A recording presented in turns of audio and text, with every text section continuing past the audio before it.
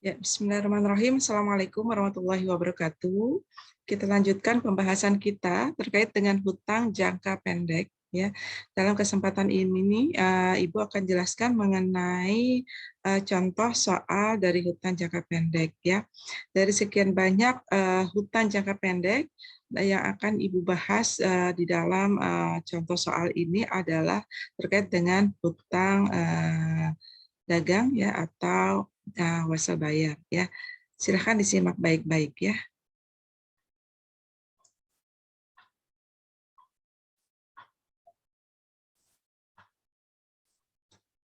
Ya,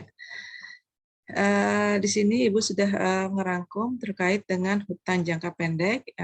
Ibu ulang kembali untuk definisinya. Di sini hutang adalah kewajiban untuk memindahkan harta atau memberikan jasa di masa yang akan datang. Ya, sebetulnya kurang lebih sama dengan definisi di slide terkait dengan hutang menurut standar akuntansi keuangan. Ya. Kewajiban tersebut muncul karena adanya transaksi yang dilakukan dengan pihak di luar perusahaan. Ya. Hutang atau disebut juga dengan kewajiban. Hutang jangka pendek yang jumlahnya dapat dipastikan. Ya. Diulang kembali di sini bahwa hutang jangka pendek dikelompokkan menjadi dua bagian, yaitu hutang yang jumlahnya sudah pasti nilainya dan hutang yang jumlahnya belum pasti nilainya. Perincian terkait dengan jenis hutang ini sudah ada di dalam slide presentasi pertemuan ke-11 yang sudah kita bahas sebelumnya ya. Nah, di sini Ibu akan jelaskan terkait dengan contoh soalnya ya. Ibu ambil di sini adalah hutang yang jumlahnya sudah dapat dipastikan, yaitu terkait dengan hutang dagang.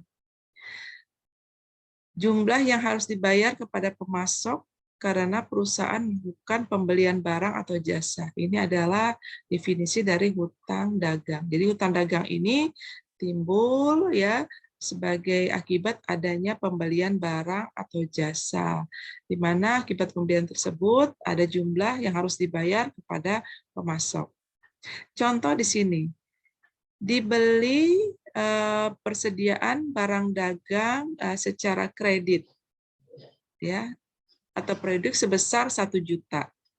Ketika terjadi transaksi pembelian barang dagang, maka kita akan menjurnal pembelian ya barang dagang di debit dan di kreditnya adalah hutang dagang. Ini jika pencatatan dilakukan secara fisik. Kalau pencatatan dilakukan secara perpetual, kita akan menggunakan akun persediaan barang dagang. Tapi kalau menggunakan metode pencatatan persediaan secara fisik, berarti di sini kita menggunakan akun pembelian ya. Mudah-mudahan bisa dipahami ya teman-teman ya, ini terkait dengan metode pencatatan persediaan yang di pertemuan awal, kalau nggak salah pertemuan keempat itu sudah kita bahas ya. Nah di sini jurnalnya ketika kita beli adalah pembelian pada hutang dagang senilai 1 juta. Nah kemudian contoh lain adalah terkait dengan wesel bayar jangka pendek. Ya. Jadi wesel bayar ini ada jangka pendek, ada jangka panjang. Ya. Bedanya apa sih hutang dagang atau wesel bayar ini? Nah ini juga sudah dibahas di awal pertemuan. Jadi kalau wesel bayar ini biasanya memang ada perjanjiannya, ya. Nah di sini dikatakan bahwa wesel bayar jangka pendek merupakan alat pembelanjaan yang umum yang akan jatuh tempo dalam waktu kurang dari 1 tahun. Jadi ada perjanjiannya ya bahwa dia akan jatuh tempo hutangnya dalam kurun waktu kurang dari 1 tahun apabila wesel bayar jangka pendek ya. Contoh, tolong diperhatikan contohnya ya, karena memang kenapa Ibu ambil contoh ini karena hampir sebagian besar terkait dengan hutang, contohnya kurang lebih seperti ini. Tolong diperhatikan ya. Pada tanggal 1 Desember 1990, PTA membeli persediaan barang dagang sebesar 2 juta dengan mengeluarkan wesel dengan tingkat bunga 12% per tahun. jangka waktunya adalah 60 hari. Ya, jadi untuk membeli barang dagang ini ya perusahaan mengeluarkan wesel ya, wesel bayar, di mana wesel ini ada bunganya ya. Jadi wesel sebetulnya ada dua jenis ya, ada yang berbunga, ada yang tidak berbunga. Tapi di contoh ini adalah yang memiliki bunga 12% ya, dan juga jangka waktunya adalah 60 hari. Nah, bagaimana cara menjurnalnya? Ketika pertama kali kita melakukan transaksi ini, kita akan menjurnalnya per tanggal 1 Desember, ya, yaitu pembelian barang dagang di debit dan mengkredit wesel bayar. Wesel bayar ini atau hutang, ya, hutang jangka pendek, ya. Tapi di sini disebutnya wesel bayar. Teman-teman ada wesel bayar. Ya, ada kalau wesel bayar ini hutang ya, teman-teman. Ada wesel tagih. Kalau wesel tagih itu adalah piutang. Tolong jangan sampai ketukar ya. Nah, di sini ketika transaksi terjadi per 1 Desember, perusahaan akan menjurnal pembelian pada wesel bayar senilai 2 juta ya. Nah, kemudian karena ini 1 Desember ya, dan otomatis per 31 Desember perusahaan harus membuat AJP terkait dengan biaya bunganya ya. Nah, di sini per 31 Desember perusahaan membuat AJP terkait dengan biaya yang masih harus dibayar. Dalam hal ini adalah biaya bunga yang masih harus dibayar, yaitu beban bunga di debit senilai 20.000 ya, pada hutang bunga senilai 20.000 ya. Dari mana nilai 20.000? Nah, cara perhitungannya di sini adalah tadi kan nilai weselnya 2 juta ya, dan tingkat bunganya adalah 12%. Dikali 30 per 360. 30 dari mana? 30 ini hitungannya adalah 1 Desember sampai 31 Desember ya. Jadi dianggap selama 30 hari ini bunganya adalah 20.000 ya. Nah, ini seperti ini. Nah, nanti setelah kita AJP biaya yang masih harus dibayar terkait dengan biaya bunga di awal tahun per 1 Januari 1991 ya, kita membuat jurnal pembalik ya, kita balik jurnal pembalik hutang bunga, kita mendebet hutang bunga dan mengkredit beban bunga ya. Nah, kemudian jatuh tempo, di sini kan jatuh temponya adalah 60 hari. 60 hari ini adalah tepat di tanggal 30 Januari ya. Pada saat jatuh tempo wesel dibayarkan ya. Wesel dibayarkan dengan menjurnal, mendebet wesel bayar ya. Ketika kita mau melunasi otomatis wesel bayarnya akan kita debit senilai 2 juta ya. Kemudian beban bunganya dibayarkan 40.000 ya. Sehingga total kas yang harus kita keluarkan per 30 Januari adalah sebesar 2.040.000. Beban bunga dari mana? Beban bunga ini adalah dihitung ya dari per 1 Desember sampai 30 Januari. Jadi hitungannya adalah 2 bulan ya, 60 hari ya. Jadi 2 juta dikali 12% dikali 60 hari, 60 per 360, total adalah 40.000. Jadi biaya bunga pada saat jatuh tempo adalah senilai 40.000. Ya, jadi biaya hutang yang harus kita keluarkan yaitu wesel bayar itu total adalah 2.040.000 ya. Ya teman-teman, mudah-mudahan bisa dipahami. Ini adalah rangkaian dari transaksi ini ya. Contoh ini, pertama kali kalian harus menjurnal pas terjadinya transaksi, kemudian kalian membuat AJP di per 31 Desember, dan di awal tahun kalian membuat jurnal pembalik, dan nanti di akhir jatuh tempo atau di pas jatuh temponya kalian juga akan menjurnal dengan melunasi hutang tersebut plus bayar biaya bunganya ya, seperti itu. Nah, kemudian contoh yang berikutnya adalah terkait dengan wesel bayar jangka pendek yang dikeluarkan dengan diskonto. Ya, perusahaan dapat juga mendiskontokan weselnya, ya, untuk peminjaman uang kepada bank. Ya, jadi kalau kita mau pinjam, misalnya perusahaan butuh dana, ya, perusahaan punya wesel nih, wesel tersebut bisa didiskontokan, ya. Diskonto ini adalah pengurangan terhadap nilai bunga dari nilai nominal wesel, ya. Jadi misalkan perusahaan punya wesel, ya, kemudian perusahaan butuh dana, ya, bisa dikatakan perusahaan menjual wesel tersebut gitu loh, ya, atau mendiskontokannya gitu loh. Cuman memang kalau nanti kalian akan lihat kalau perusahaan mendiskontokan wesel sebelum jatuh tempo biasanya ada pengurangan nilai, ya, dari nilai nominalnya. Kita akan lihat di contoh berikut ini, ya. PT ABC mendiskontokan weselnya yang mempunyai nilai nominal sebesar 1 juta. Jadi nilai weselnya 1 juta. Jangka waktunya 60 hari, ya.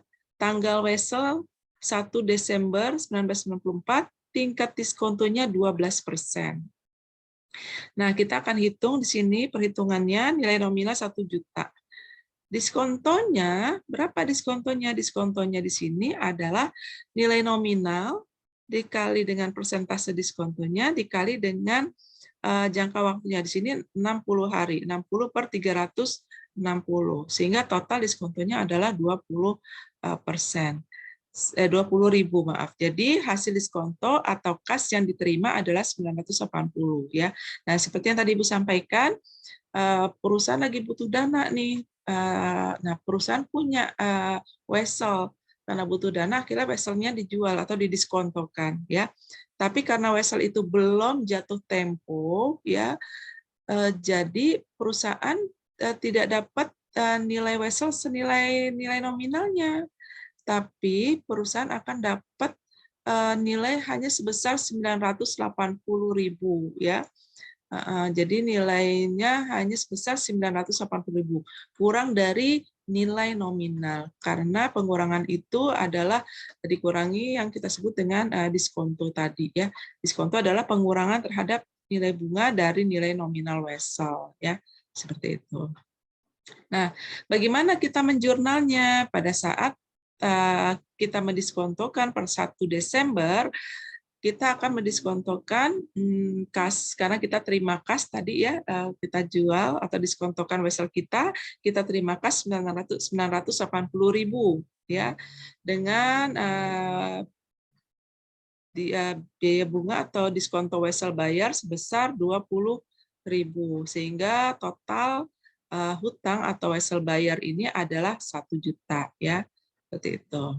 Nah, ini adalah pencatatan pendiskontoan wesel. Tolong kalian pahami jurnalnya, ya, karena biasanya dalam ujian akan disajikan soal seperti ini dan kalian diminta berapa sih kas yang diterima. Nah, kalau ditanya berapa kas yang diterima, kalian harus pahami cara perhitungannya seperti ini. Jika ditanyakan bagaimanakah jurnalnya, nah, otomatis jurnalnya adalah kas, ya, yang kita terima ditambah dengan diskonto wesel bayarnya, dan kita lihat di kredit adalah total wesel bayarnya senilai nilai nominal atau 1 juta, ya. Nah, di sini sama seperti tadi, nanti di akhir periode harus kita AJP, ya. Kita harus buatkan AJP-nya, ya. Biaya bunga pada diskonto wesel bayar. Di sini adalah 10.000. Dari mana 10.000? Nah, di sini perhitungannya adalah tadi kan kita mulainya kita transaksi 1 Desember sampai 1 Desember itu ada 30 hari, ya. Jadi 1 juta dikali 12% kali 30 hari. 30 per 360 sehingga dapat 10.000, ya. Jadi nanti di akhir periode kita akan adjustment beban bunga ada diskonto wesel bayar senilai 10.000 ya. Nah, kemudian di tanggal 30 Januari ya, di sini juga kita akan pengakuan beban bunga dan penghapusan diskonto wesel ya.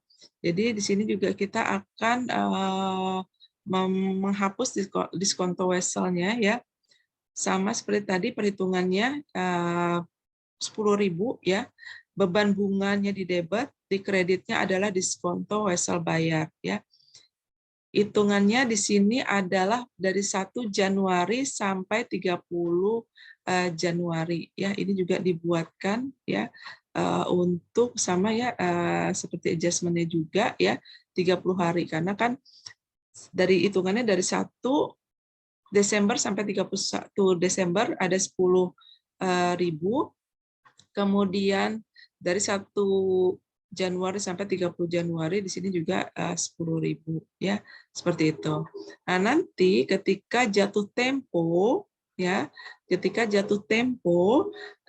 bagaimana jurnalnya? Ketika jatuh tempo, jurnalnya adalah wesel bayar di debit dan di kreditnya adalah kas senilai nilai nominal ya. Ini terkait dengan pendiskontoan wesel bayar ya. Jadi tolong perhatikan jurnal-jurnalnya ya. Jadi ini ketika transaksi terjadi ya, dan ini ketika terjadi di akhir periode ya, adjustment terkait dengan biaya bunganya. Dan juga di sini ada juga pengakuan beban bunga dan penghapusan diskonto wesel bayarnya ya. Ini juga harus dibuatkan jurnalnya ya, sehingga di akhir nanti ketika jatuh tempo ya pelunasannya adalah wesel bayar pada kas senilai 1 juta. Jadi kalau misalkan sebetulnya kalau perusahaan nggak menjual di akhir periode per 31 Januari perusahaan akan dapat segini ya. Tapi karena perusahaan udah menjual, jadi otomatis ya ini sebetulnya nggak ada lagi ya karena kan udah dijual ya di per 1 Desember seperti itu ya. Mudah-mudahan bisa dipahami ya teman-teman ya. Jadi takutnya nanti kalian bingung loh, kok ini di jurnal lagi per tanggal 30 Januari ya. Ini sebetulnya ketika kalau misalkan jatuh tempo ya, perusahaan akan menjurnal seperti ini gitu loh. Walaupun sebetulnya per 1 Desember ini sudah dijual ya, seperti itu. Oke, baik. Nah, terkait dengan wesel bayar ini, baik yang didiskontokan maupun yang tidak didiskontokan, ya, tolong nanti dipelajari baik-baik karena kenapa Ibu sajikan contoh soal ini, karena contoh soal ini paling banyak keluar di dalam ujian, ya, seperti itu. Nah, di bawahnya ini juga Ibu sudah berikan latihan contoh soal sama seperti di atas terkait dengan wesel bayar ya, dan juga dengan pendiskontoan wesel bayar ya, dan juga Ibu sudah memberikan jawabannya di bawah, tapi Ibu tidak melakukan tidak tulis cara perhitungannya. Nanti silahkan kalian analisa sendiri ya, kenapa kok dapatnya nilainya segini, kenapa kok beban bunganya dapatnya jadi 420 dan sebagainya. Silahkan kalian pelajari baik-baik. Jika kurang jelas, contohnya ada di penjelasan yang tadi Ibu sampaikan terkait dengan wesel bayar, baik yang didiskontokan maupun yang tidak didiskontokan. Ya, oke. Ya, itu saja contoh soal mengenai hutang jangka pendek, khususnya wesel bayar, baik yang dengan bunga ya maupun yang didiskontokan. Mudah-mudahan bisa dipahami. Namun jika ada hal-hal yang kurang jelas dari pembahasan ini, bisa kalian tanyakan di grup kita ya, dan kita akan bahas sama-sama ya. Oke, itu saja. Tetap semangat teman-teman. Mudah-mudahan tidak menemui kesulitan apapun untuk bisa memahami materi terkait dengan hutang jangka pendek ini, ya. Nah, sebelumnya Ibu juga mau sampaikan terkait dengan tugas, ya. Ibu share screen lagi. Di sini ada tugas juga yang harus kalian kerjakan, ya. Pertemuan ke-11 di sini ada hutang jangka pendek, ya. Hutang dagang, ya. Ini adalah contoh soalnya. Sebetulnya contoh soal ini sebelumnya juga sudah Ibu berikan di grup, ya, dan Ibu minta kalian untuk mengerjakannya.